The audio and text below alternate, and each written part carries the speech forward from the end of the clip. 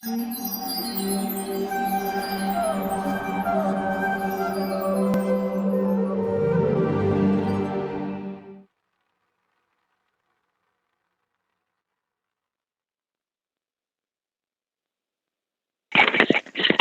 यहाँ पर पता नहीं कैसा है। हाँ, हरे कृष्ण। हरे कृष्ण गुरु जी। ओके, तो हाँ, हरे कृष्णा सबको। तो अभी हम आज जो है वो प्रार्थना बोलने के पश्चात हम चैतन्य महाप्रभु की दो लीला देखेंगे। उसके दो जय मैंने किए हैं वे हम देखेंगे। ओम नमो भगवते वासुदेवाय। ओम नमो भगवते वासुदेवाय। ओम नमो भगवते वासुदेवाय। ओम अज्ञानतिमिरान्धस्य ज्ञानाञ्जनशलाकया चक्षुरुन्मीलितं येन जय श्री कृष्ण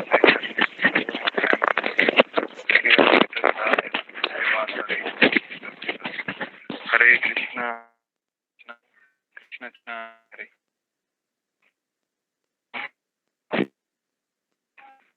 हरे कृष्ण हरे राम। आवाज आपका कट कट के आ रहा है जी।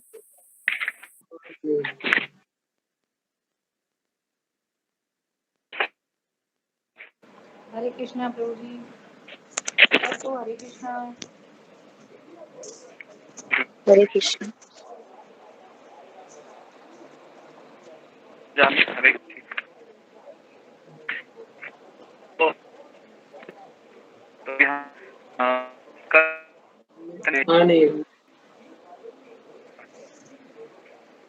आवाज मेरा आ रहा है?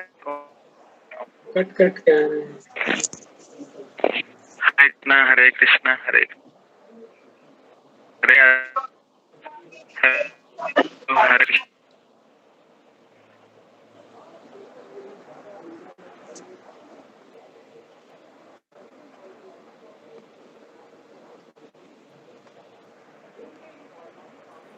हरे कृष्णा माता जी।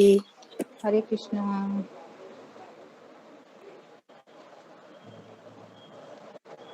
हरे कृष्ण।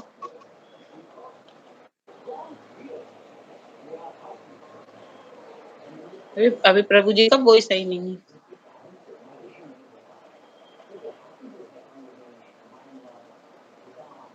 फिर से ज्वाइन हो रहा महाप्रभु के बारे में तो संक्षिप्त में हमने कल क्या चर्चा किया था? किसी को पता है कि हमने देखा था कि महाप्रभु के अवतरण का कारण क्या था? तो आपको सभी को हमने प्रश्न दिए थे, है ना? तो पहला प्रश्न था जिसमें हमने आपको बताया था कि चैतन्य महाप्रभु के अवतरण का कारण क्या है।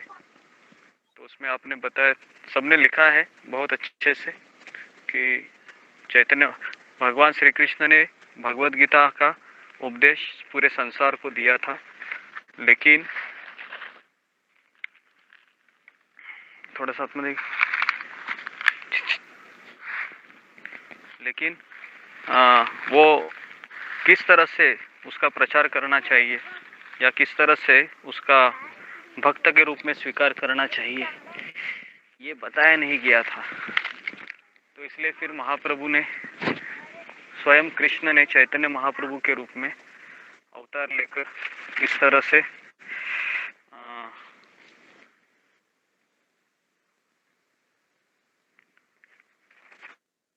प्रचार किया, खास करके भक्ति का। अभी कुल मिलाकर चैतन्य महाप्रभु 48 साल इस संसार में थे। 48 साल मतलब कम से कम 48 ईयर्स। ओके, उसमें से 24 साल वह नवद्वीप में रहे थे एक गृहस्थ के रूप में। उनकी 2 शादियां हुई थी। किसी को पता है कि उनके पहले पत्नी का नाम क्या था और दूसरे पत्नी का नाम क्या था? किसी को पता है? उनके पहले पत्नी का नाम था लक्ष्मी प्रिया, लक्ष्मी देवी, और दूसरी पत्नी का नाम था विष्णु प्रिया। ऐसे 2 बार उनका विवाह हुआ था। और जब उन्होंने संन्यास लिया तब उनका उम्र कितना था? 24 साल उनका उम्र था। और उनकी पत्नी थी वो 16 साल की थी। और उनकी जो माता है उनके वो इकलौते पुत्र थे तभी, क्योंकि उनका बड़ा भाई है वो संन्यास लेकर चला गया था घर से। तो इसलिए हमेशा उनकी माँ है वो डरती थी कि कहीं मेरा दूसरा बेटा भी संन्यास लेकर मुझे छोड़ कर न चला जाए। तो हम देखते हैं कि शची माता है चैतन्य महाप्रभु की माँ, वो हमेशा अपने बच्चे को बहुत प्रेम करती थी, निमाई को। शादी होने के पश्चात हमेशा वो सोचती थी कि अभी किस तरह से मेरे बेटे का गृहस्थी आगे बढ़े और मैं सुखी हो जाऊं।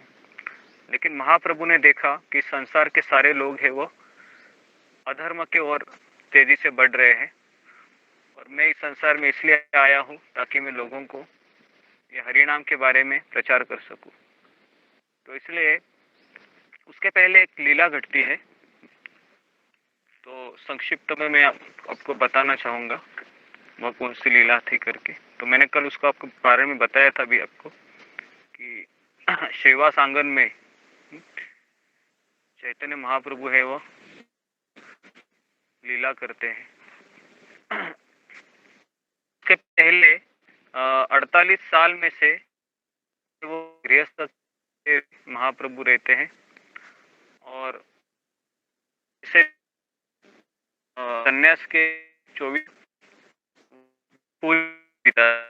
जगन्नाथपुरी में, और जगन्नाथपुरी में से 18 साल वह नहीं 24 में से वो 6 साल है वह संन्यास लीला के, वह पूरे भारत में यात्रा करते हैं। और अभी रहे 18 साल, तो 18 में से 6 साल वह बाहर हरिनाम संकीर्तन का प्रचार करते हैं, और जो 12 साल है वह गंभीरा में वो रहते हैं, खास करके अपने जो भक्ति के जो एकदम गूढ़ तत्व है उसके बारे में वो अपने जो निजी पार्षद है जिनका नाम था रामानंद और स्वरूप दामोदर, ये हालांकि ललिता सखी और विशाखा सखी के ही अवतार थे।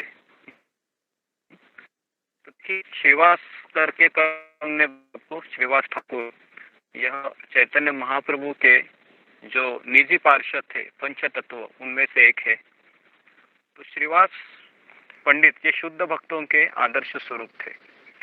उन्होंने किस प्रकार वैष्णव गृहस्थ को श्री चैतन्य महाप्रभु के लिए पूरा समर्पित उन्होंने खुद को किया था। एक बार चैतन्य महाप्रभु बोले कि हम दिन भर तो कीर्तन करते हैं, लेकिन रात में हम हमारा जो समय है वह सोने में बिताते हैं, तो हम क्यों नहीं रात को भी हम क्या करेंगे, नगर संकीर्तन अपना संकीर्तन करेंगे।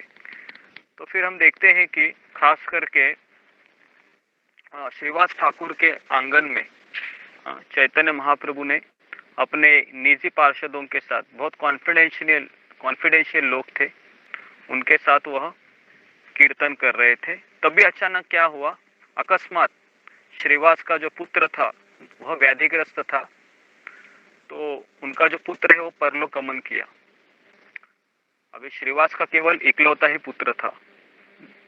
तो अभी देखिए श्रीवास ठाकुर के आंगन में कीर्तन होता था, और ये सारी स्त्रियां है ये अंदर अभी रो रही थी, क्योंकि इकलौता बेटा है वह मर गया था।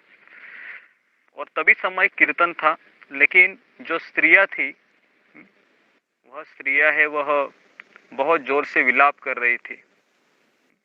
तो उनका आवाज है वह अंतपुर तक प्रवेश करता था। तब श्रीवास ठाकुर को जब सुनाई दिया तो श्रीवास ठाकुर अंदर आ गए, प्रवेश किया और कहा कि तुम सभी लोग चुप रहो, महाप्रभु कीर्तन कर रहे हैं, उनके कीर्तन में कोई बाधा नहीं आनी चाहिए। अगर आपने इस तरह से जोर से रोना बंद नहीं किया तो फिर मैं अपने गले में पत्थर लगाकर गंगा में कूद जाऊंगा। तो इस तरह से श्रीवास ठाकुर ने अपनी पत्नी, उनकी पत्नी का नाम था मालती देवी, और अन्य स्त्रियों को उन्होंने अलर्ट किया। तो उसके पश्चात फिर महाप्रभु कीर्तन करने लगे, श्रीवास ठाकुर भी अंदर आ गए और महाप्रभु कहने लगे कि आज मुझे कीर्तन में आनंद नहीं आ रहा है। तो फिर अन्य जो भक्त थे उन छोड़ा है रात को। तो इस तरह से जब महाप्रभु को पता चला तो फिर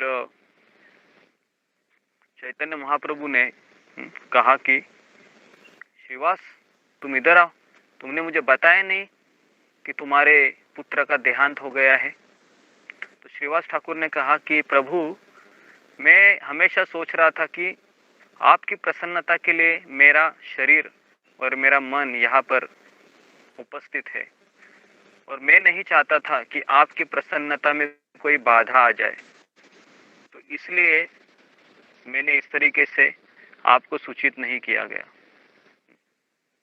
तो मैं आपको हमेशा प्रसन्न रखना चाहता हूँ। तो इस प्रकार महाप्रभु है वह, उनके आंखों में अश्रु आ गए और उन्होंने अंतपुर में प्रवेश किया जहाँ पर वो शिशु श्रीवास ठाकुर का बच्चा मरा हुआ पड़ा था। तो महाप्रभु ने उस मृत शिशु को अपने छाती को स्पर्श किया और जैसे स्पर्श किया तो वह जीवित हो गया और जीवित होने के पश्चात श्रीवास ठाकुर का जो पुत्र है वह तत्व ज्ञान की बातें बोलने लगा। उसने कहा कि हे प्रभु, आप जिसके प्रति जैसा विधान करते हैं उसको अन्यथा करने की सामर्थ्य किसमें है? मेरे लिए इस समय जहाँ जाने की व्यवस्था हुई है मैं वही जा रहा हूँ। जितने दिन इस घर में रहने का मुझे सौभाग्य मिला उतने ही दिन इस स्थान में मैं रहा। जब इस समय दूसरे स्थान में जा रहा हूँ तो आपके चरणों में मेरा कोटि कोटि नमस्कार है।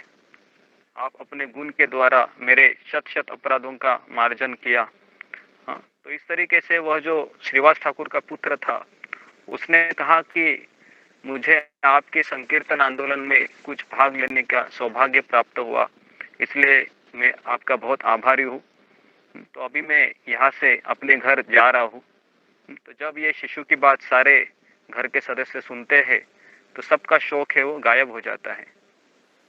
तो इस प्रकार से गौर हरि सारे भक्तों के साथ श्रीवास के वो जो बालक के लेकर कीर्तन करते हुए गंगा के तीर पर पहुंचे और बालक की यथा जो अन्येष्टि क्रिया होती है उसको कर लेते।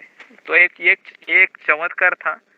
सन्यास के पहले महाप्रभु ने श्रीवास ठाकुर के आंगन में ये बताया था। कहा जाता है कि अगर आप नवद्वीप जाओगे तो जहाँ पर योग पीठ है, मैं काफी बार गया हूँ नवद्वीप में, कम से कम 5-6 बार तो मैं गया हूँ पिछले 10-15 सालों में।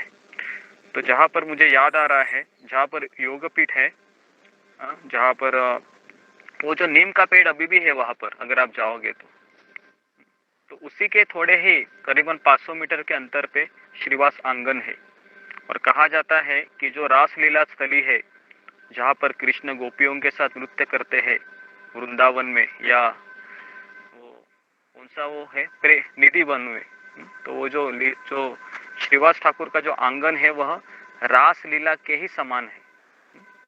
तो इसलिए जितने भी स्थली है वृंदावन में, यह सारी स्थली नवद्वीप में उपस्थित है। तो इसलिए शिव पुराण में कथा आती है कि एक बार शिव जी है जोर जोर से नृत्य करते हैं और जोर जोर से नृत्य करते हुए उनके आंखों से अश्रु आते हुए जोर जोर से वो गौरांग का नाम लेते हैं, गौरांग गौरांग गौरांग करके। तो इस प्रकार के नृत्य जब पार्वती देखती है तो पार्वती कहती है कि स्वामी, मैंने आपको हमेशा मंत्र का ध्यान करते हुए देखा है, आप राम का नाम लेते हैं, लेकिन ये कौन सा मंत्र है जो आप उछल उछल कर नाचते हुए बोल रहे हैं, मुझे बताइए आप। तो फिर शिव जी कहते हैं पार्वती को कि तुम तो राधा की परछाई हो। जैसे मैंने आपको बताया था कि 3 शक्तियां है भगवान की, अंतरंगा शक्ति, बहिरंगा शक्ति और तटस्थ शक्ति।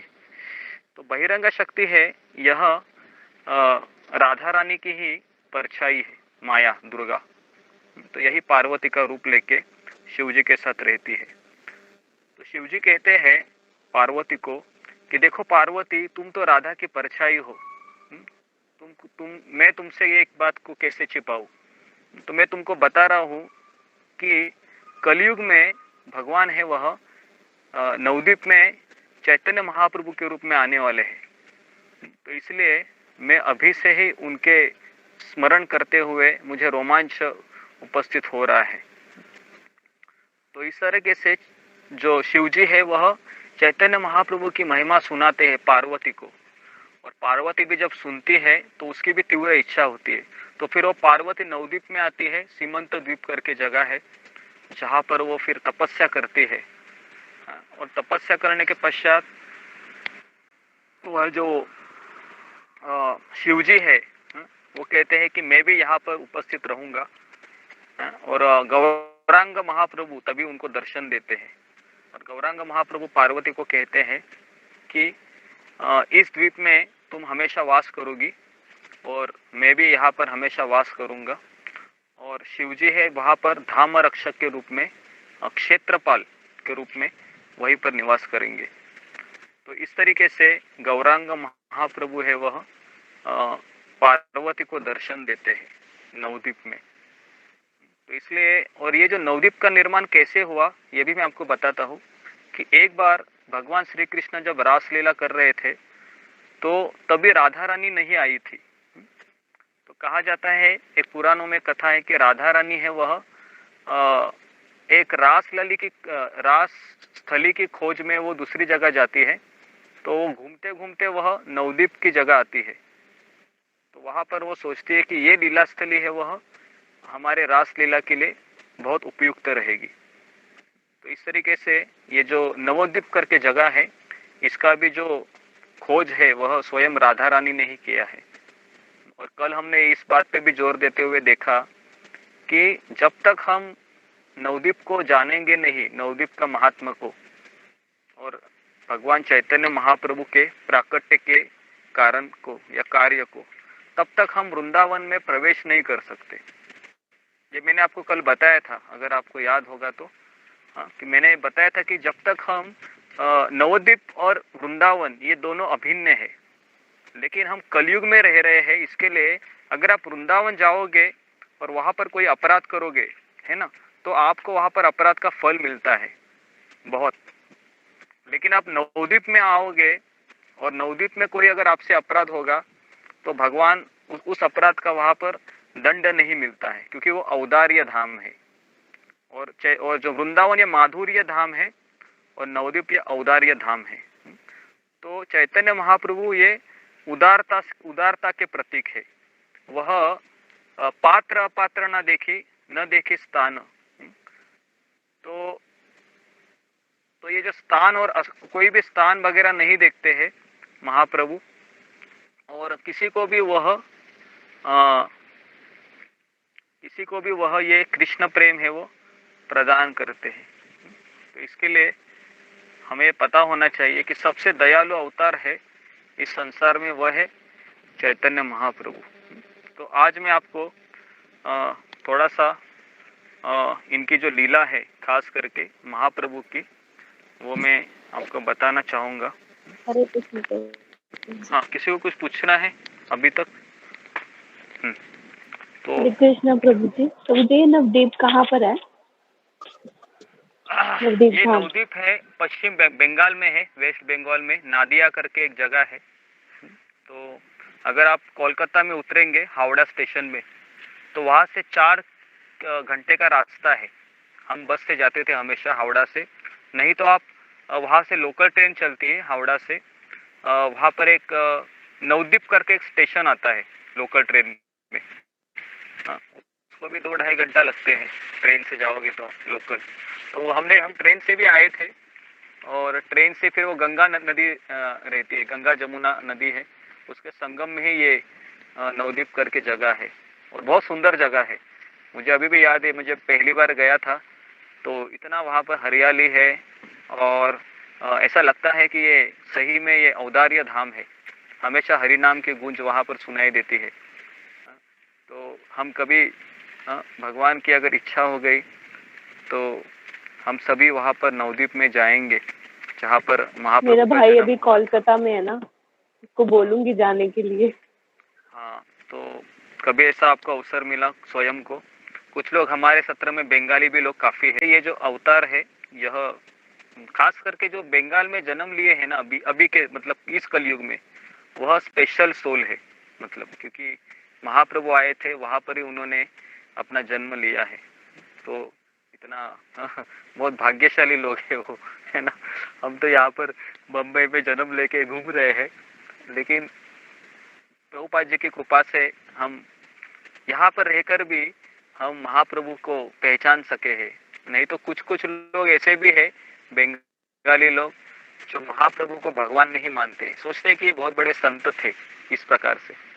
लेकिन भागवत के 11वें में एक श्लोक आता है, कृष्ण वर्ण तुषा कृष्ण सांगो पांगा सार्षने संकीर्तन पायर जयंती सुमेधस, ऐसा एक श्लोक आता है कि कृष्ण वर्ण तुषा कृष्ण, कि वह स्वयं कृष्ण है लेकिन वह राधा रानी का कांति लेकर इस संसार में आए हैं। कैसे आए हैं? सांगो पांगास्त पार्षदम, अपने पार्षदों के साथ आए हैं। क्या करने आए हैं? यज्ञ संकीर्तन प्राय, संकीर्तन रूपी अस्त्र को लेकर वह आए हैं। यजंती ही सुमेधस, जो सुमेधस है, जो बुद्धिमान लोग हैं, वह उनको भगवान के रूप में स्वीकार करेंगे। तो इस तरह से इसको छन्न अवतार कहा जाता है। तो इसलिए आप जितने भी सत्र में लोग हैं, अगर आपको सही में इसी जन्म में कृष्ण को प्राप्त करना है, तो मैं आपको बता रहा हूँ कि आप चैतन्य महाप्रभु की पूजा स्टार्ट कीजिए आज से। नहीं तो आपको कृष्ण नहीं मिलेंगे, क्योंकि हमारे सारे आचार्य कहते हैं कि अगर हम कल ही हमने वो गाना गाया, अपना भजन गाया ना कि गौरांगे पद तार संपद, वो उस अगर आप उस मैंने वो पोस्ट भी किया था ग्रुप में, तो अगर आपने उसका मीनिंग को पढ़ा होगा तो उसमें साफ साफ लिखा है कि जो व्यक्ति चैतन्य महाप्रभु को पहचान नहीं पाता है, उनके भक्तों को पहचान नहीं पाता है, उसको वृंदावन में वास नहीं मिल सकता। क्योंकि गोलोक वृंदावन के नीचे ही नवद्वीप धाम है जहाँ पर आध्यात्मिक जगत है ना। वो उस मैप में भी हमने देखा था कि नवद्वीप है वह कमल की पंखुड़ियों के उस पार है, जहाँ पर कृष्ण है, कृष्ण के जो चैतन्य महाप्रभु है, अद्वैत आचार्य है, श्रीवास ठाकुर है, ये सारे लोग नृत्य कर रहे हैं।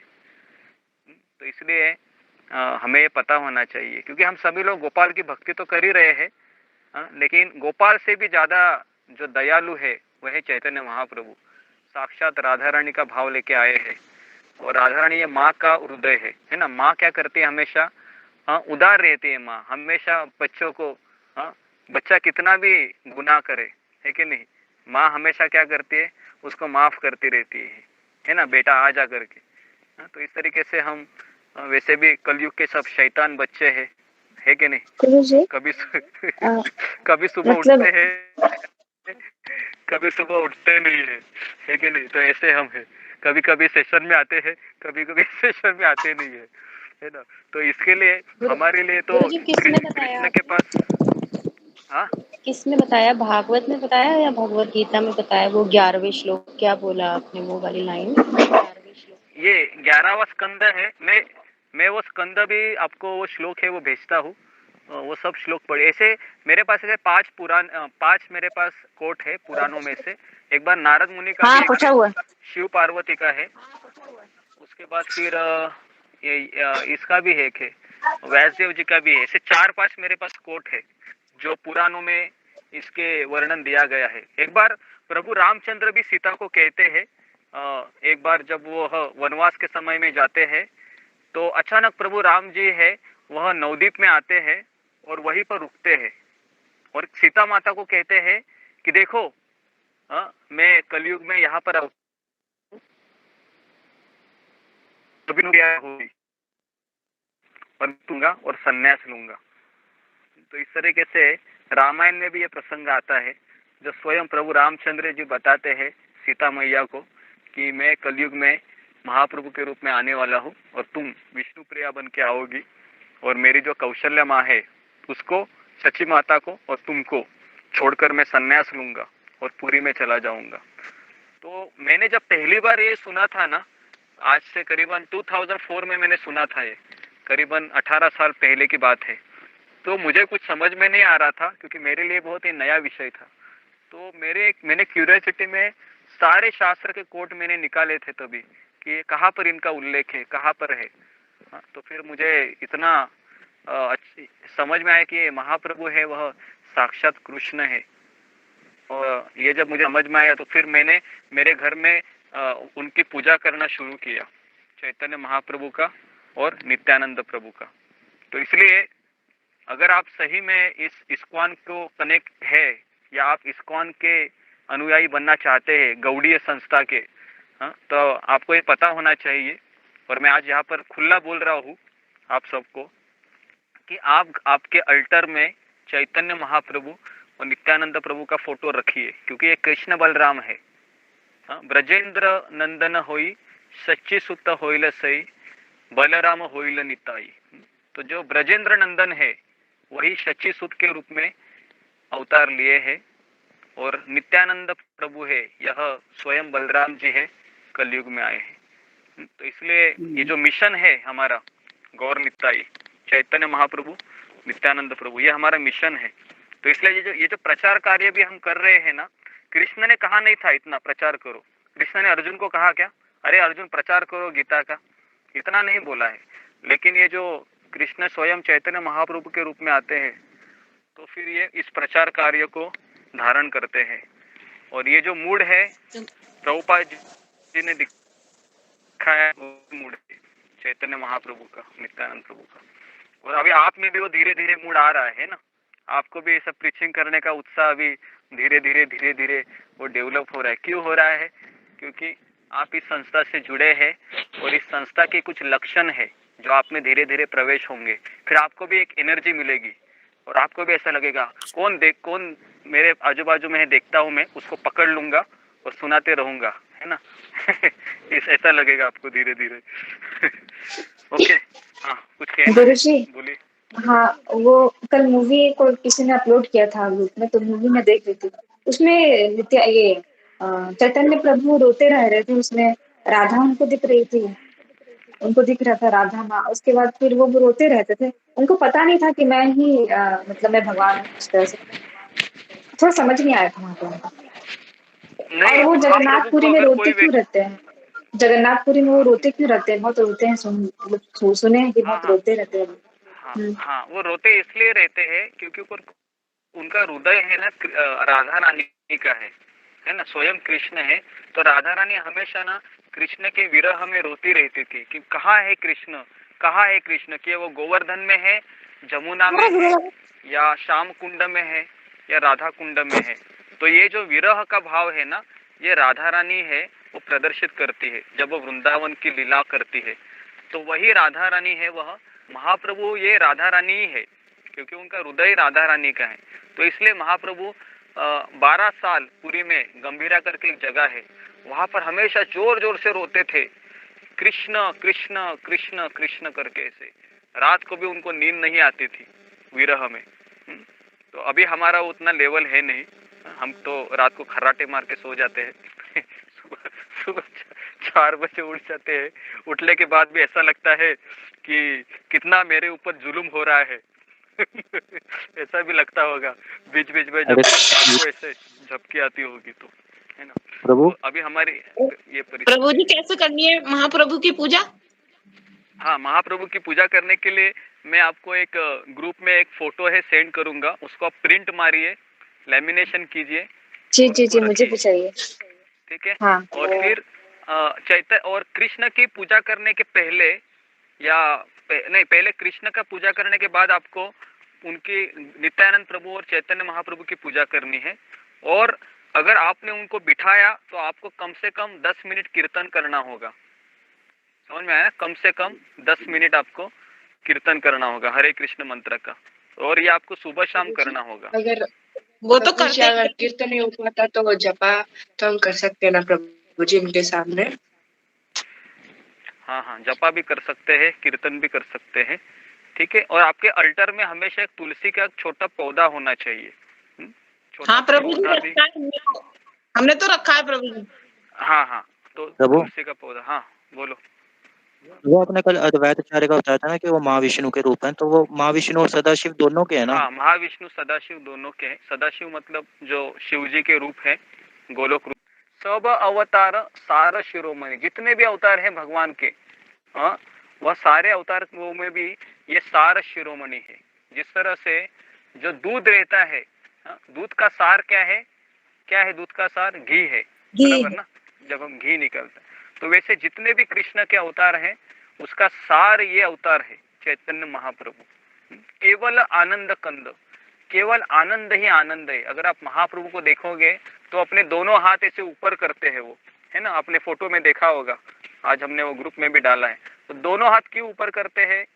क्यों ऊपर करते हैं हम हाथ? कौन बताएगा मुझे, हम हाथ क्यों ऊपर करते हैं, बताइए।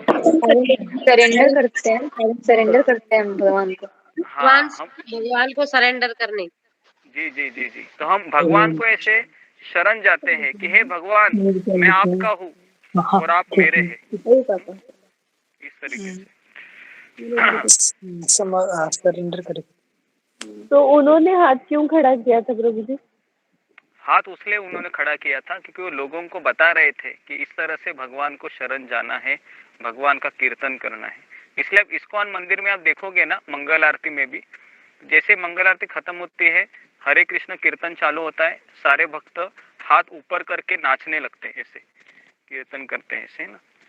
तो इतना आनंद आता है ना, खास करके अगर आप नवदीप में नाचोगे ना महाप्रभु के कीर्तन में, तो ऐसा लगता है कि अरे मैं सही में गोलोक वृंदावन के बगल में ही नवदीप धाम में मैं आ गया। इतना आनंद आता है। तो अभी वो आनंद आपके लिए नया है, हमने अनुभव किया है वो बहुत सालों से।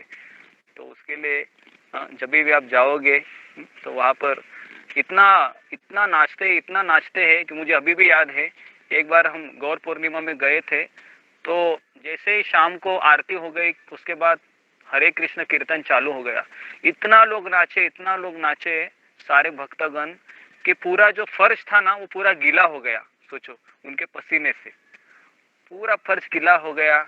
अब हम भी और फिर भी सारे प्रभु जी माता जी लोग इतने नाच रहे थे, मैं तो देख ही रहा था कि सही में साक्षात भगवान है वो अवतरित हुए हैं, ऐसा लग रहा है। और एक और पूर्णिमा को ना जो पंच तत्व है, अगर बड़े बड़े विग्रह है ना, आपने देखा होगा फोटो में या मायापुर के चैनल में, टीवी में, तो वो जो 5 जो पंच तत्व है उनके आंखों से ना आंसू आ गए थे ऐसे। वो भी हमने लिटरली देखा था जब भक्तगण कीर्तन कर रहे थे। हाँ, तो सब लोगों को सरप्राइज हुआ था, हाँ, कि कैसे भगवान रो रहे। सोचिए, तो ये रोना है ना, ये हमको आना ही चाहिए। अगर ये नहीं आता है ना रोना, तो फिर हमारा हृदय वो पत्थर का है। भगवान का नाम लेने से रोना आना चाहिए। हाँ, कुछ भी दुख, इसके लिए तो दुख देते हैं ना भगवान, ताकि ये रो ले, है ना, क्योंकि सुखी रहोगे तो रोना आएगा ही नहीं, बराबर कि नहीं। हाँ, सुखी रहोगे तो रोना कहाँ से आएगा। हाँ, और हम बोलते हैं कि भगवान मुझे दुख मत दे दो। अरे भगवान बोलेंगे तेरे को दुख नहीं दूंगा, तुम तो रोएगा कैसे, बराबर कि नहीं। इसलिए मैं तेरे को दुख देता हूँ, तुम रो लो भैया, है ना, मेरे लिए रो लो। मेरे लिए रोगे तो तुमको मेरा धाम मिलेगा, लेकिन तुम्हारी पत्नी, तुम्हारा पति, तुम्हारे बच्चों के लिए रोओगे तो इधर ही अटक जाएगा। समझ में आ रहा है? तो इसके लिए अभी हम किसके लिए रोते हैं वो आपको ही देखना है ना, कि आप भगवान के लिए रोते हैं या इस संसार के छोटा छोटा चीज के लिए हम रोते हैं। तो उसके लिए हमको रात को, तो जब हम अपना पूरा शरीर को सुलाने के लिए जाते हैं, तो भगवान से प्रार्थना करने का, भगवान मेरा एक दिन चला गया आज का, पता नहीं कितने दिन है मेरे खाते में। मैं अभी तक ना भक्तों के साथ केवल कथा सुन रही हूँ ऑनलाइन, ना कभी वृंदावन अभी तक गई हूँ या गया हूँ। मायापुर के बारे में मैंने पहली बार सुना। मेरे जाने की बहुत इच्छा हो रही है भगवान, तो मुझे कृपया करके आपके भक्तों का संग से वंचित मत कीजिए। इससे हमेशा मुझे इसमें पड़ा रहने दो। जिस तरह से हमने पहले भी आपको बताया था, जो आम रहता है, आम मतलब जो केरी होती है, जब वह किसी झाड़ से लटक रही है या वो झाड़ से उसका कनेक्शन है, तब तक उसको उधर ही वो रहेगी ना, तो भी एक दिन आम बन जाएगा। तो इसलिए मैं आपको हमेशा यही बता रहा हूँ कि ये आम का झाड़ है, स्टेशन मतलब, ठीक है। और हम क्या है, हम केरी की तरह है, है ना। जब तक हम इस सेशन से कनेक्टेड रहोगे, एक दिन हम भगवान के शुद्ध भक्त बन जाएंगे। समझ में आ रहा है ना। और जब हम इसको छोड़ देंगे तो उसके बाद फिर पता नहीं कि हमारा, क्योंकि एक बार वो आम है वो झाड़ से निकल गया तो उसमें बाद में कीड़े पड़ने लगते हैं कि नहीं, वो सड़ने लगता है। तो फिर अभी ये जो आनंद आ रहा है आपको कथा में, कीर्तन में, नाम जप में, भले ही आपको कष्ट हो रहा है, लेकिन आप देखोगे आप सुबह सुबह उठ जाते हो ना, लेकिन जब 16 माला होता है तो कितना फ्रेश लगता है। 7 बजे 8 बजे ऐसा लगता है कि हाँ कितना आनंद आ रहा है मुझे, है ना। तो इसलिए सुबह जो उठता है उसने माया की आधी लड़ाई जीत ली।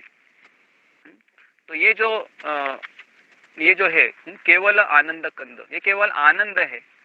प्रभुपाद कहते थे कि इतना अच्छा मैंने कृष्ण भावनामृत आंदोलन शुरू किया है, क्या करना है आपको, मंदिर में आना है, कीर्तन में नाचना है, नाचने के बाद आपको प्रसाद खाना है ना, और उसके बाद अच्छा अच्छा कथा सुनना है, भगवान के वृंदावन की लीला भागवत सुनना है और सो जाना है। हाँ, वापस उठना है, क्या करना है, मंदिर में जाना है, भगवान के दर्शन देखना है। देखो इतने इतने दर्शन में भेजता हूँ सुबह, आप देखते हो ना कितना अच्छा वो कपड़ा पहनते हैं, कितना अच्छा वो मुकुट डालते हैं, वो कितना अच्छा ज्वेलरी भगवान को वो लगाते हैं, है कि नहीं। तो ये मैं भी अभी इतने सारे भक्त है ना। ये सही भक्त का एक पहचान होता है ना, वो खुद को सजाना नहीं चाहता है, लेकिन जब उसको अवसर मिलता है ना तो भगवान को पूरा सजाता है वो। हाँ, बॉटम से लेके टॉप से लेके बॉटम तक सभी जगह पर। जिसको जिसको सजना अच्छा लगता है ना, तो मैं उनके लिए बता रहा हूँ, आप भगवान को सजाइए, देखो आपकी सारी इच्छा पूर्ण हो जाएगी अगर आप भगवान को सजाएंगे तो। हाँ, लेकिन खुद सजोगे तो फिर आपको इतना आनंद नहीं आएगा। तो इसके लिए भगवान को सजाने के लिए आप थोड़ा सा प्रयास कीजिए। अगर आपके पास सही में समय है, कोई हाउस वाइफ है ना, तो आप भगवान का एक विग्रह लेके आइए गौर निताई का और उनको सजाइए, है ना। सजाने के आपके 1-2 घंटे ऐसे ही चले जाएंगे और इतना आनंद आएगा आपको कि ऐसा लगेगा कि हाँ सही में मेरे कृष्ण है मेरे पास। जितना आप कृष्ण की पर्सनल सेवा करोगी या गौर निताई की सेवा करोगी, प्रार्थना अर्पण करोगी, उनके लिए खाना बनाओगी, उनको सुलाऊंगी। अभी हमारे घर में मैंने बेड भी लाया है Amazon.com से मंगा के, तो मैंने उनके लिए एक बिछौने लाए हैं, मेरे पास 2 तो हमारी बेटियां है उसको सुलाती है, चद्दर डाल देती है। समझ में आ रहा है क्या। चद्दर के बाद फैन हम लगाते हैं, जैसा हम कैसे सोते हैं वैसे।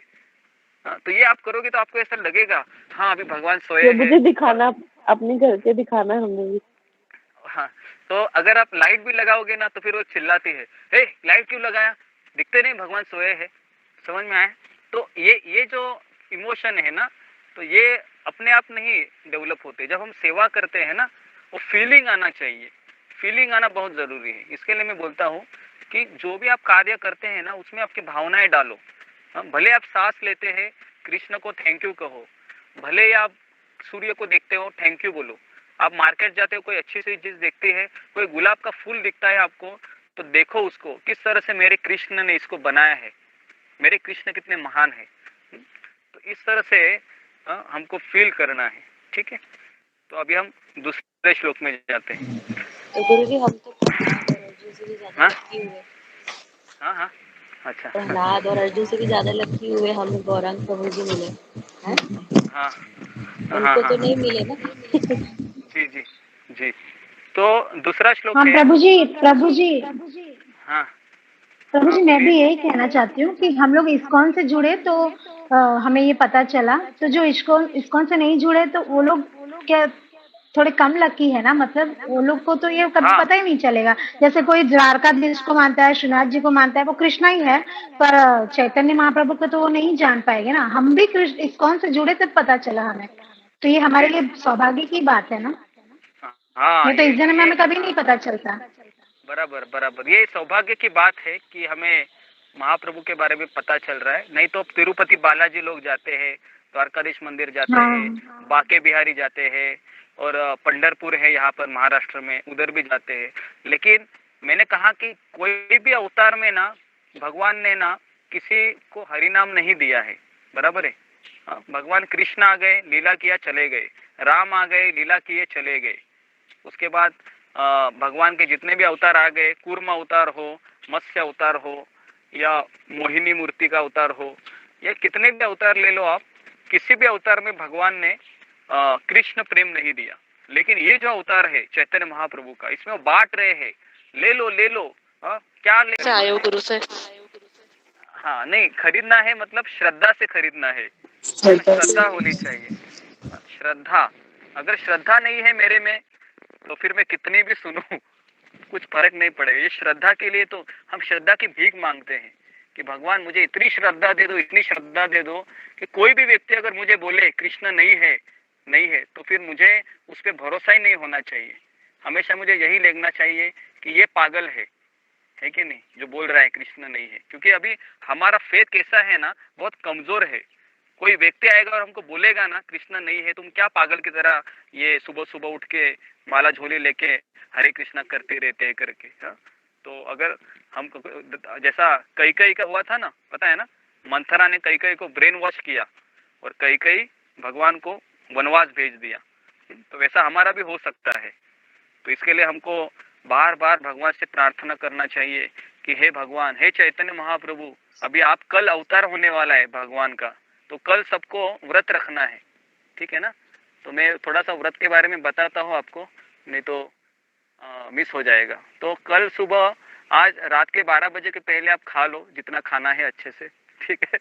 और उसके बाद कल शाम को ये चंद्रोदय के तक, जब तक आकाश में चंद्र नहीं दिखता है तब तक आपको उपवास करना है, क्योंकि महाप्रभु का जन्म है वह चंद्रोदय में हुआ था।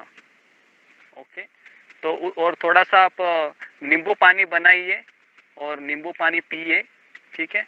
और थोड़ा सा हल्का सा आहार लीजिए और सो जाइए। और अगले दिन भगवान का जन्म हुआ इसके लिए महाप्रभु के जो पिताजी है जगन्नाथ मिश्रा, वह पूरे गांव को फीस देते हैं। मतलब अच्छा अच्छा व्यंजन आप बनाइए, पकोड़ा, सब्जी, है ना। उसके बाद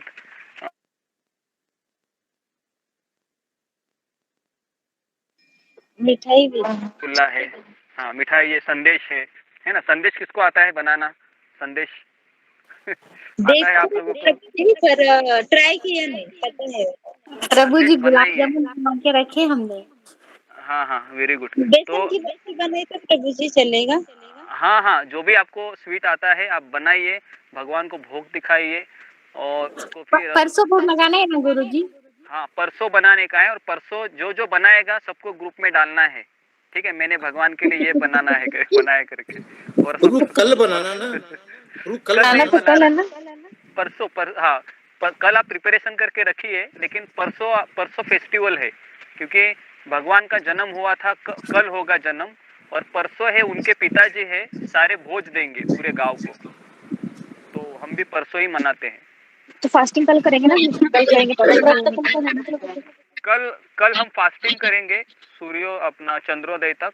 और फिर हम क्या करेंगे, भगवान का आरती करेंगे शाम को होने के बाद।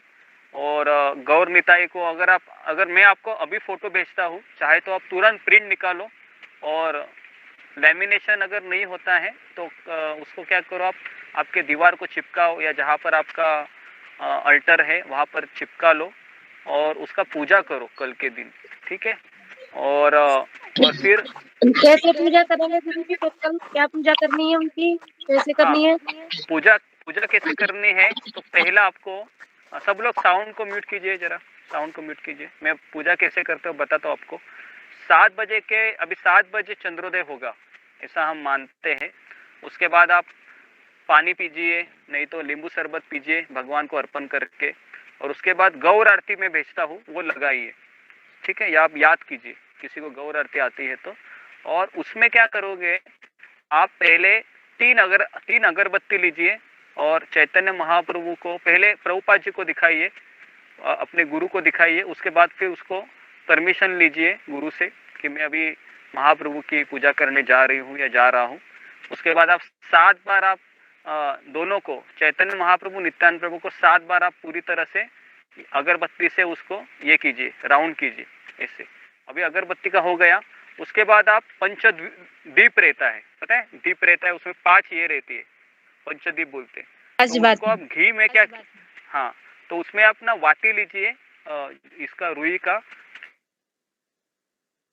और उसको घी में डाल के उसका वाती बनाइए 5 और वो अर्पण कीजिए। 4 बार भगवान के चरण कमल में, 3 बार नाभि में और 4 बार भगवान के मुख कमल को, और उसके बाद 7 बार पूरे शरीर को। तो 4, 3, 4 और 7 इसको याद रखिए। ठीक है, ये हो गया दीप का। अभी तीसरा है, उसके बाद अगर आपके पास ये रहेगा, उसको शंख बोलते हैं, शंख में अर्घ्यम बोलते हैं। पता है वो भगवान के उसमें पानी डालते हैं और ऐसे भगवान को नहलाते हैं। समझ में आ रहा है? वो जो शंख रहता है ना, अर्घ्यम बोलते हैं उसको। इतना सा शंख आता है, उसमें आप पानी डालेंगे और उसको मुख को 3 बार और पूरे शरीर को 7 बार ऐसे करोगे। तो फिर वो जो भगवान का जो नहाने का पानी है वह फिर आपके पूरे परिवार में ऐसे छिटक दीजिए पूरे आपके शरीर पे। उसके बाद रुमाल है, रुमाल लेके आइए मार्केट से। फिर वो रुमाल भगवान को 7 बार अर्पण कीजिए। मतलब अभी मैंने नहाया, अभी भगवान को पोंछ डाला मैं। उसके बाद आप फूल है, फूलों का एक प्लेट बनाइए, फूल भगवान को अर्पण कीजिए 7 बार। ठीक है, इस तरह से आप पूजा कीजिए। और किसी के पास मोर पंख है, किसके घर में मोर पंख है, किसके घर में? अगर नहीं है तो आप मोर पंख है उसको आप 7 बार भगवान को ये कीजिए। ठीक है, तो इस तरह से आप पूजा कीजिए। हाँ, तो मैं ये वीडियो है आपको भेज दूंगा। ठीक है, आप चिंता मत कीजिए। प्रभु जी मंदिर मध्ये करायचं तसंच करायचं ना पूजा म्हणजे? हाँ, मंदिर में करते हैं वैसे ही करना चाहिए।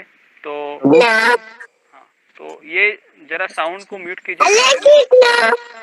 हाँ हाँ हाँ हाँ, तो ये देखिए, जी जी जी, सब लोग साउंड को जरा म्यूट कीजिए। हाँ, तो अभी इसमें कुछ किसी को प्रश्न है कि मैंने जो बताया उसके बाद फिर भगवान को भोग लगाइए। भोग में क्या लगाओगे? दाल, रोटी, सब्जी, चपाती लगाइए। थोड़ा सा आपको भूख लगा होगा, पूरा दिन फास्टिंग किया है, तो वो भोग लगाइए। तुलसी रखिए और हर एक जो मैंने आपको ग्रुप में वो भेज दिया है प्रार्थना करने का, भोग का प्रार्थना, वो ये कीजिए।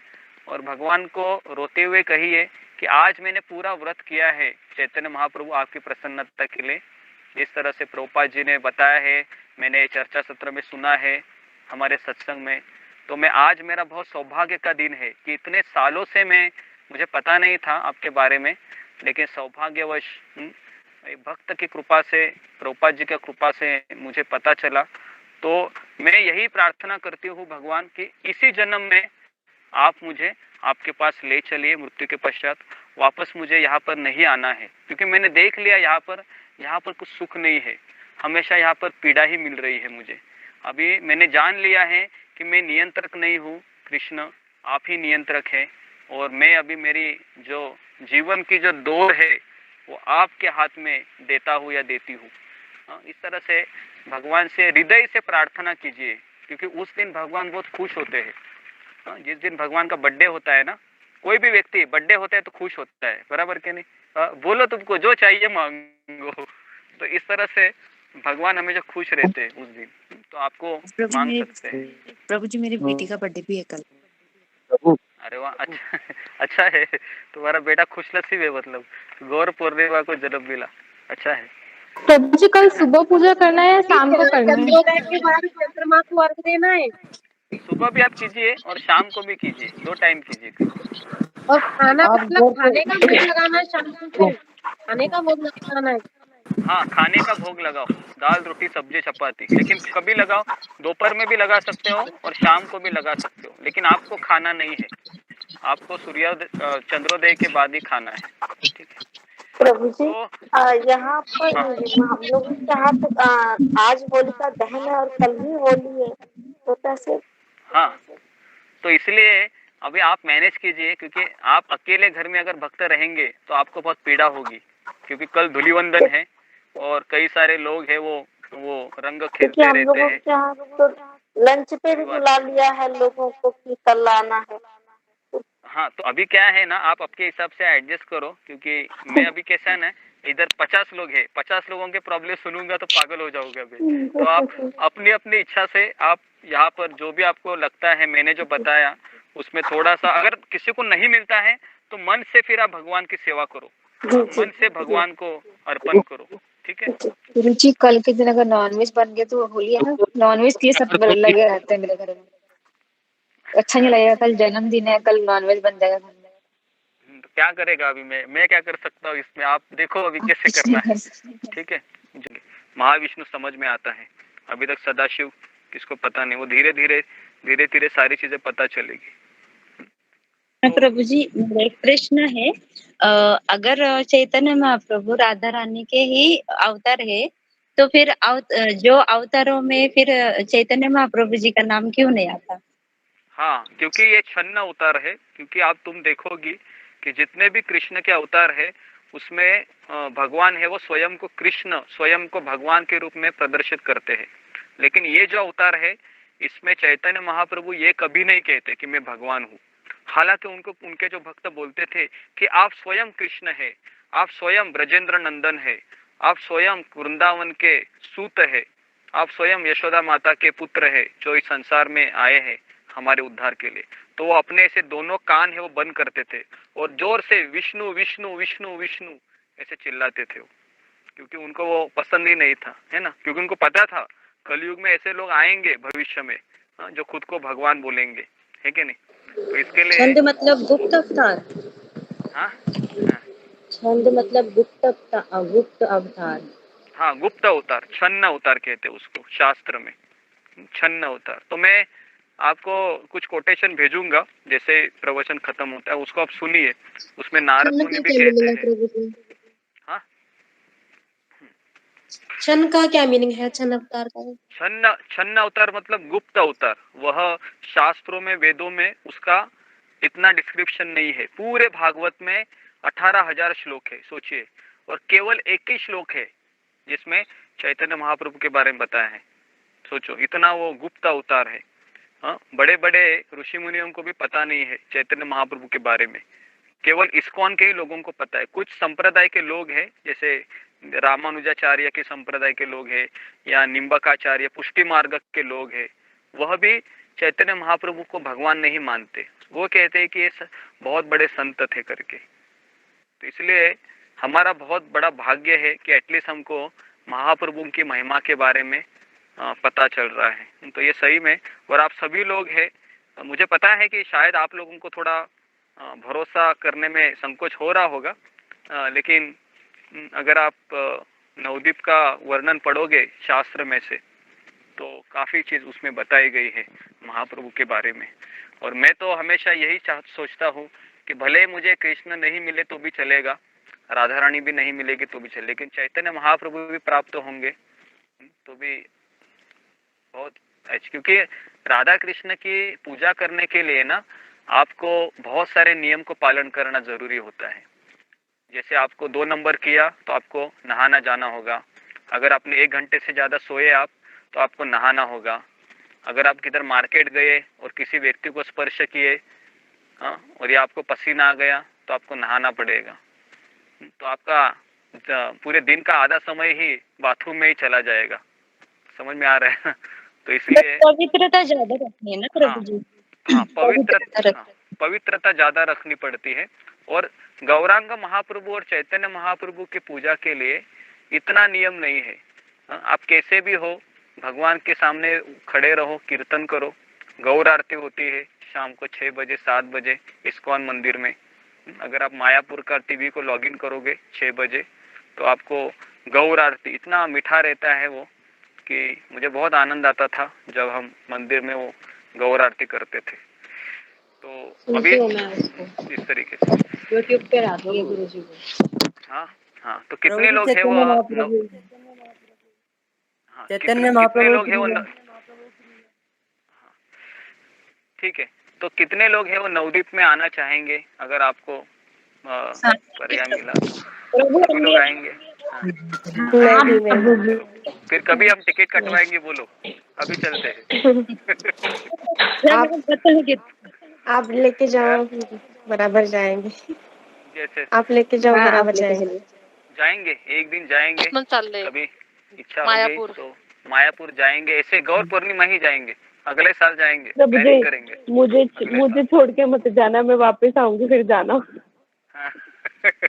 हाँ, वही तो कहा जाता है हम ट्रेन का टिकट या बस का टिकट खरीद के हम मायापुर वृंदावन नहीं जा सकते। तो जितना हमारा भक्ति का संचय होगा उसके बलबूते ही हम धाम में जा सकते हैं। तो इसलिए हमको बहुत भक्ति करना चाहिए और भगवान से प्रार्थना करना चाहिए कि मैं एक दिन प्रभु, एक दिन में आपके वो जन्म स्थान देख सकूं और वहां पर मैं एक माला का जप करूंगी या करूंगा पूरा मन लगा के।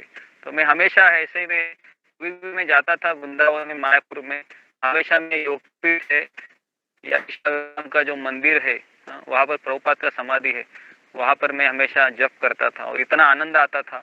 सही में ऐसा लग रहा है कि अभी 2 साल हो गए हम कहाँ गए नहीं, ना वृंदावन गए ना मायापुर गए कोरोना की वजह से। और अभी ये इस प्रकार से प्रचार कार्य लिया है तो कहीं जाने को नहीं मिला, क्योंकि मैं अगर चला गया कहा तो फिर पता नहीं ये चर्चा सत्र होगा नहीं होगा।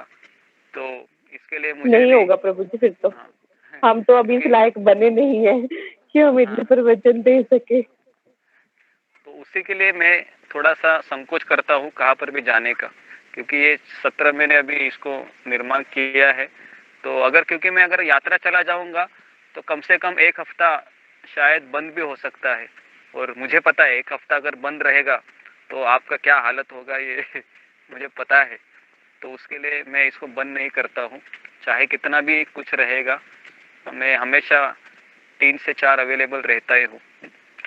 तो ठीक है, तो जो भी भगवान की इच्छा है, क्योंकि भगवान बोलते हैं कि मेरे दर्शन के लिए मत आओ, तुम मेरी सेवा करते रहो, मैं खुद तुमको दर्शन देने के लिए आऊंगा। तो मैं इस चीज पे भरोसा करता हूँ। मैं अभी भगवान की सेवा में लगा हूँ, तो भले ही मैं भगवान को देखने नहीं जा रहा हूँ पिछले अनेक दिनों से, लेकिन मुझे पता है कि जब मुझे अवसर मिलेगा और मैं जाऊंगा वृंदावन में या मायापुर में तो भगवान सही में मेरी सेवा से संतुष्ट होंगे। तो इसलिए मैं सोचता हूँ कि भगवान जब मुझे बुलाएंगे तभी मैं जाऊंगा। अभी तो हम ये कार्तिक में तो हम जाने का सोचे ही है वृंदावन में, अक्टूबर नवंबर में 8-10 देखते हैं कितने दिनों के लिए है, तभी आप सभी लोग आ जाना, ठीक है ना? इसी गुरुजी इसी नवंबर में? हाँ इसी नवंबर में। अभी कितने 6 महीने बचे हैं केवल, ठीक है जी गुरुजी हम लोग गए थे मायापुर।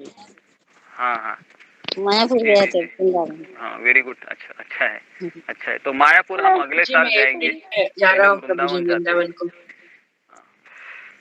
आपको बता दिया जाएगा, सभी 3 महीना पहले बुकिंग करना होता है, 3 महीना पहले एक डेट फिक्स करेंगे। जिनको आना है, सही में आने की इच्छा है तीव्र, जिस तरह से प्रभु जी गोपियों इस ने नवंबर प्रार्थना में, किया था। प्रभु जी इस नवंबर में। जी इस नवंबर में। तो जिस तरह से गोपियों ने प्रार्थना किया था ना भगवान को कि मुझे किसी भी हालत में आपसे मिलने के लिए आना है, तो गोपियों का जो विरह था इतना तीव्र था कि भगवान ने जैसे बांसुरी बजाई आधी रात में शरद पूर्णिमा के दिन, सारी गोपियां है वह अपने घर को छोड़कर वन में चली आती है ना? तो उतनी तीव्रता चाहिए वृंदावन में आना है तो हमारा टिकट भी कंफर्म होगा और हमारे घर से भी परमिशन मिलेगा छोटे बच्चे, हाँ अभी उनके लिए फिर हम क्या करेंगे, लाइव दिखाएंगे वहां से घर पे रहकर ही देखिए, ठीक है? जब बड़े हो नहीं जाएंगे प्रभु जी उनको बोलो आपके पास 6 महीने, आप अपने पेरेंट्स को मनाते रहो, हर दिन प्रयास करो। हाँ लेकिन जी कोई मैंने ना मेरा पेरेंट्स नहीं मम्मी को छोड़ते। कह दिया है प्रभु जी। हाँ देखते हैं अभी कैसे करेंगे धीरे धीरे। पहले आज हम प्रभु जी चैतन्य महाप्रभु के कथा कंटिन्यू। चैतन्य महाप्रभु के एक मैं भजन अभी आपको बोलता हूँ, बहुत सुंदर भजन है, मेरा सबसे फेवरेट भजन है ये महाप्रभु का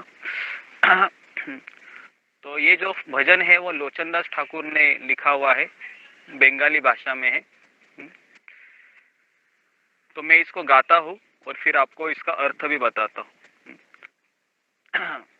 परम करुणा पहु दुई जन निताई गौरचंद्र,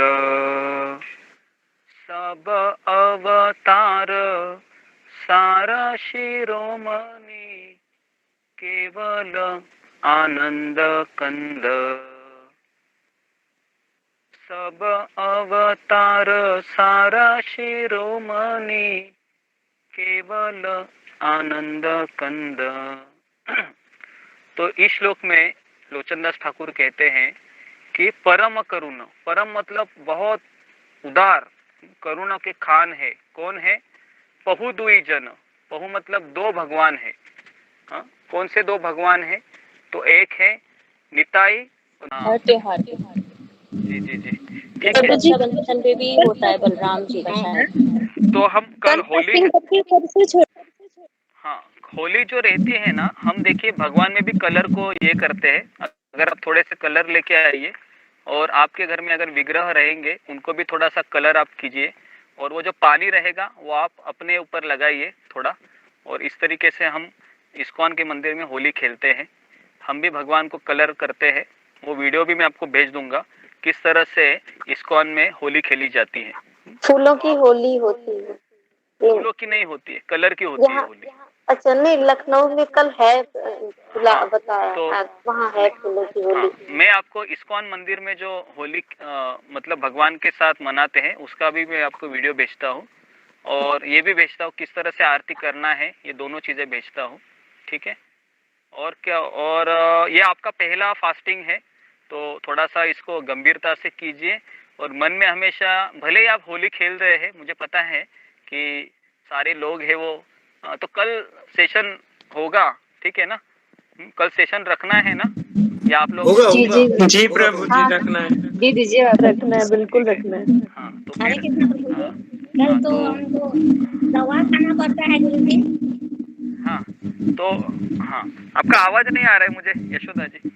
हाँ, दवा लेना होता है। दवा लेनी होती हाँ है प्रभु जी। दवा, हाँ दवा लेनी है तो आपको दवा लेना है। जिनको जिनको दवा लेना है वह लोग दवा लीजिए, ठीक है ना? तो गुरुजी हाँ फास्टिंग में कैसे ले? नहीं नहीं, आपको खाना खाना है। फिर जो लोगों का दवाई चल रहा है उनको खाना खाना है, वो लोग फास्टिंग नहीं करेंगे, ठीक है? जिनका प्रॉब्लम है वह लोग फास्टिंग नहीं करेंगे, ठीक है? नहीं तो कुछ हो जाएगा तो फिर मेरा गला पकड़ेंगे सब लोग। ये गुरुजी ने फास्टिंग करने के लिए बोला था, मैं बीमार पड़ गई, तो ऐसा मत करो। तो आप लोग हैं जिनको जिनको बीमारी है सभी लोग खाना खाइए, लेकिन खाना भी आप कौन सा खा लो? एकादशी का खाना खा लो फिर, ठीक है ना? एकादशी का खाना खा लो, जो आप साबूदाना रहता है, वरई रहता है, या आलू का सब्जी बनाइए और उस पे फिर आप आपका दवाई लीजिए, अन्न मत खाइए, ठीक है? प्रभु जी, इस तरीके से। हाँ प्रभु जी कल मंदिर में बुलाया हमें, भोग बना के लेके जाना है। फिर शाम को आरती और भोग फिर मैं कैसे करूंगी? या मैं मंदिर में ही हो जाएगा वो मेरा? हाँ, जो लोग मंदिर में जाएंगे वह लोग मंदिर में ही अपना जो भी फेस्टिवल में भाग लीजिए, फिर घर में आप अगले दिन कीजिए ये सारा कार्यक्रम, ठीक है? तो प्रभु जी, अब चैतन्य महाप्रभु की कितने साल की लीला थी ये? जैसे कृष्ण जी की 125 साल की थी, ये कितने साल की लीला थी इनकी? ये 48 ईयर्स, मैंने कहा था 48 साल ये इस संसार में रहे थे। 24 साल नवद्वीप में रहे थे, 24 साल जगन्नाथपुरी में वह संन्यास लेने के बाद रहे। 24 साल में से 18 साल वह पुरी में रहे, 6 साल वह पूरे भारत भर भ्रमण किए। तो ये प्रभु जी, प्रभुपाद जी किसका रूप थे? हाँ, मतलब किसका अवतार थे? हाँ, प्रभुपाद जी ये भगवान कृष्ण के मित्र थे, जो गोलोक वृंदावन में कृष्ण के सखा थे, और वही यहाँ पर आए थे। एक बार प्रभुपाद जी को बताया था कृष्ण ने, प्रभुपाद ने कहा था कि मुझे भगवान ने कहा कि तुम जाके पृथ्वीलोक में प्रचार करो। तो मेरी इच्छा नहीं थी यहाँ पर जाने की, लेकिन कृष्ण ने मुझे बहुत फोर्स किया और कहा कि तुम चले जाओ। तो इसलिए मैं यहाँ पर आया था, और मैं कोलकाता में फिर मैंने जन्म लिया, और इस तरह से मैंने कृष्ण भक्ति का प्रचार किया। तो ये जो प्रभुपाद जी ये साधारण व्यक्ति नहीं थे, कृष्ण के उनका सखा के रूप में संबंध था, मित्र के रूप में, ठीक है? तो अभी मैं आपको मेरे 2 श्लोक है बचे हैं इस अभंग के, इस भजन के, तो मैं आपको सुनाता हूँ, ठीक है? तो उसके बाद लोचनदास ठाकुर कहते हैं, देखो ए भाई ए मन दयाल दाता, पशु पाखी झूरे पाषाण विदरे, सुने यार गुण गाथा। पशु पाखी झूरे पाषाण विदरे, सुने यार गुण गाथा संसारे मौजिया रोहिले पोडिया से पदे नाहिल आश आपन करम भुंजाय शमन कोहाय लोचन दास। तो इस भजन में कहते हैं कि देखो ओरे भाई त्रिभुवने नहीं, देखो भाई पूरे तीनों भवन में ऐसा दयालु दाता कोई नहीं है। पशु पाखी झूरे, जो पशु है, जब चैतन्य महाप्रभु दक्षिण भारत यात्रा में गए थे तो जंगल से जब वो भ्रमण कर रहे थे तो उनको झारखंड का जंगल लगता है।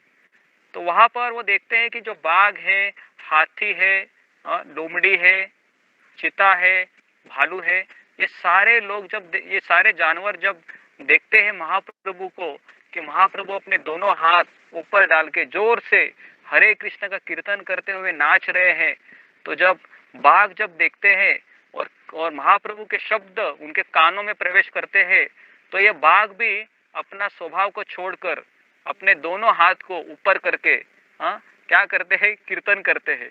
सोचिए, बाघ, उसके बाद हिरन एक दूसरे को आलिंगन करते हैं, हाथी वगैरह। तो ये झारखंड के जंगल में ये घटना हुई थी। तो सोचिए, ये भगवान के नाम में इतना ताकत है कि जो जानवर है ना वह भी अपना स्वभाव छोड़कर हरि कीर्तन में आनंद से भाग लेते हैं। और जो पाषाण है, मतलब पत्थर है, उसमें भी जान आ जाती है। समझ में आ रहा है क्या? इतना पावरफुल है ये। लेकिन सोचो, मैं सुबह रोज 4 बजे उठता हूँ, 4 बजे उठती हूँ, लेकिन मेरे इस हृदय को क्या हुआ है कि ये जो मेरा हृदय है पत्थर की तरह है ना, कि मेरे आंखों से आंसू ही नहीं आ रहा है। मैं भगवान का नाम ले रही हूँ सुबह सुबह, उल्टा मुझे नींद आती है, बराबर ना उल्टा मुझे नींद आती है। तो ये हमारा दुर्भाग्य है एक्चुअली। तो हमें जब ऐसा लगता है कि नींद आ रही है मुझे, तो समझने का ये मेरा हृदय कितना काम क्रोध लोभ से भरा हुआ है कि नहीं, कब ये निकलेगा, है ना। तो भगवान से हमें प्रार्थना करनी चाहिए उस दिन कि भगवान कि आपने तो झारखंड के जंगल में बाघ शेर को नचाया था, तो मेरा तो हृदय उतना कठोर नहीं है, तो आप कृपया करके मेरे इस हृदय को मुलायम बनाइए। तो उसके बाद आखिरी श्लोक में कहते हैं, संसारे मौजिया रहीले पड़िया। इस संसार में मैं रह रहा हूँ भगवान, और से पदे नाहिला आशा, मेरा कोई दूसरा कोई आशा नहीं है इस संसार में। इस सांसारिक विषयों में ही मैं रमा पड़ा हूँ। हे गौर निताई, आपके चरण कमलों में मेरी कोई रुचि नहीं है। तो लोचनदास ठाकुर कहता है कि अपने दुष्कर्मों के कारण ही यम के दूत मुझे इस दुख का भोग करा रहे हैं। देखिए, अगर हम चैतन्य महाप्रभु की कृपा प्राप्त नहीं किया कल अगर, तो हमको यमदूतों के पास जाना होगा। तो ऐसे ये बोल रहे हैं लोचनदास ठाकुर, क्योंकि हमारे पास 2 ही पर्याय है, एक तो आप माया के पास रहिए, नहीं तो चैतन्य महाप्रभु के पास रहिए। तो कल का दिन हमारे लिए बहुत ऊंचा दिन है, आप सभी लोगों के लिए। जितना हम रोज उठते हैं ना, हमारे लिए जन्माष्टमी से भी ज्यादा कल का दिन बहुत बड़ा है, क्योंकि कृष्ण तो हमारे लिए बहुत दूर है अभी तक, क्योंकि कृष्ण तो पूरे संसार को चलाने वाले भगवान है, लेकिन महाप्रभु है ये राधा रानी है। समझ में आ रहा है क्या? राधा रानी ये माँ है, तो इसलिए कल हमारी माँ का जन्मदिन है। तो इसके लिए सबको अपना पूरा जोर लगाना है कल, ठीक है। प्रभु कल पानी तो पी सकते हैं ना अपन? हरे कृष्णा प्रभु, कल पानी तो पी सकते हैं ना अपन? क्या हुआ? कल पानी पी सकते हैं ना अपन?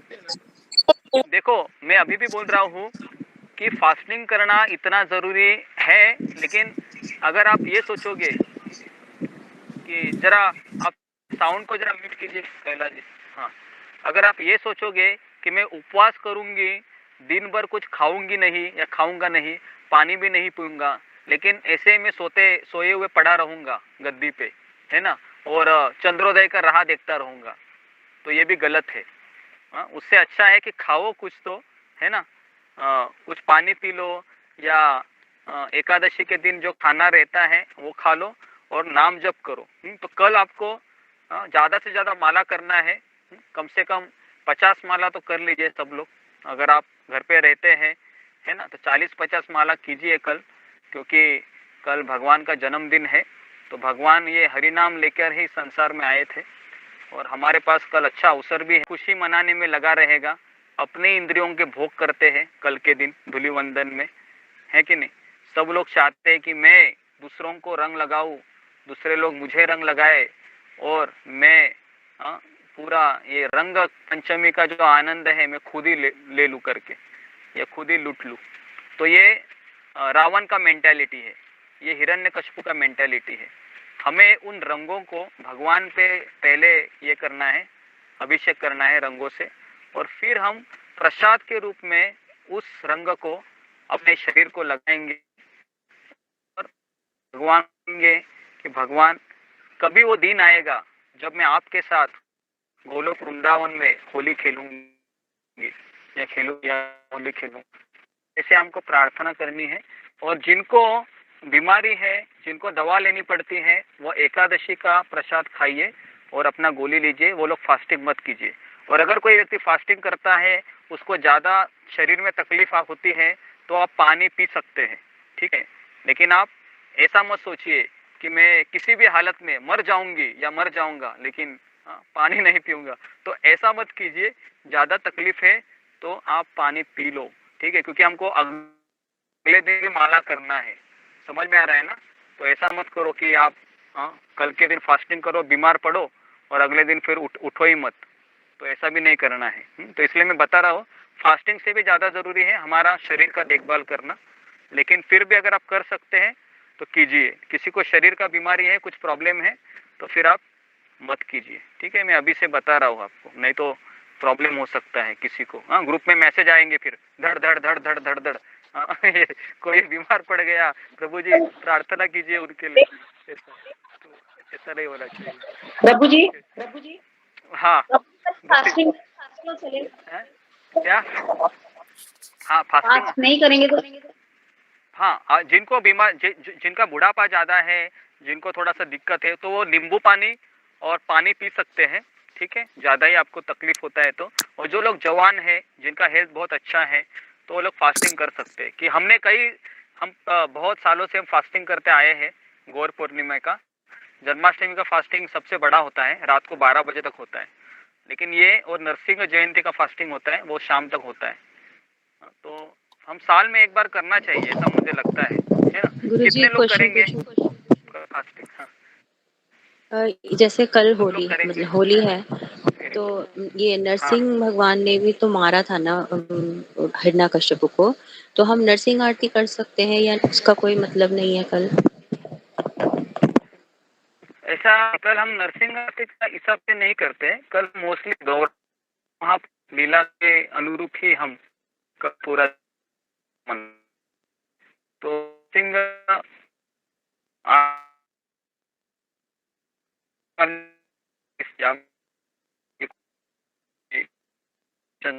वाला है।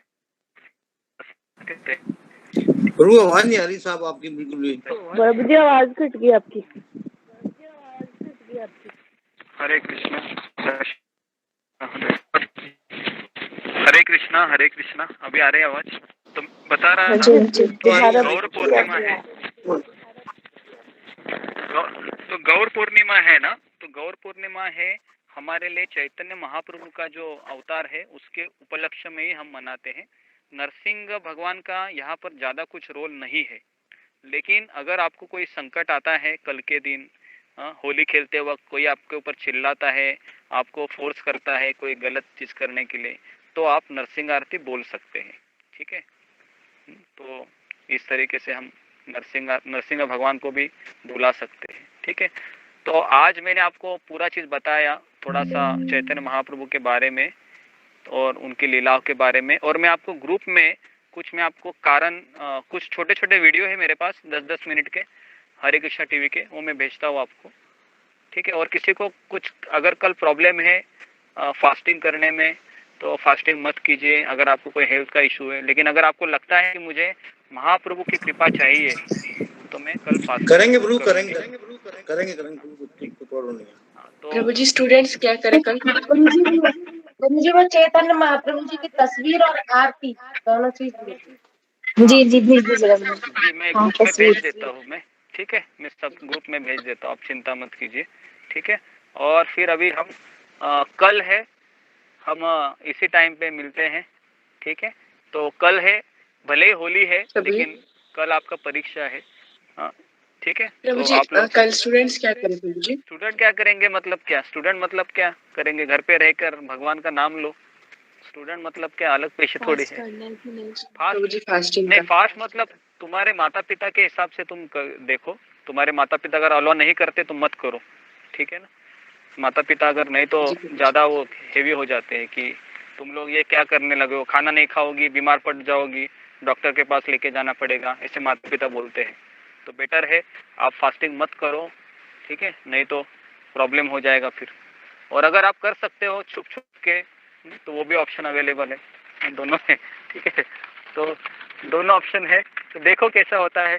अभी तुम्हारे घर में तो मैं हूँ नहीं, तुम्हारे माता पिता अलग है, उनका नेचर मुझे पता नहीं, तो देखो किस तरह से कर सकते हो। तो अभी हम यहाँ पर रुकते हैं। कल आपका एग्ज़ाम का दिन है क्योंकि कल धूलिवंदन भी है और शायद माया आपको पकड़ सकती है। कल माया को पकड़ने के चांसेस बहुत ज़्यादा हैं क्योंकि घर में काफ़ी सारे रिश्तेदार आते हैं। तो देखिए कल किस तरह से आप चैतन्य महाप्रभु को कृपा प्राप्त कर सकते हैं, ठीक है। तो यहाँ पर हम रुकते हैं। बहुत बहुत धन्यवाद। हरे कृष्णा हरे कृष्णा हरे कृष्णा हरे राम गौरांग महाप्रभु की जय चैतन्य महाप्रभु की हरे राम जय हरे राम की जय।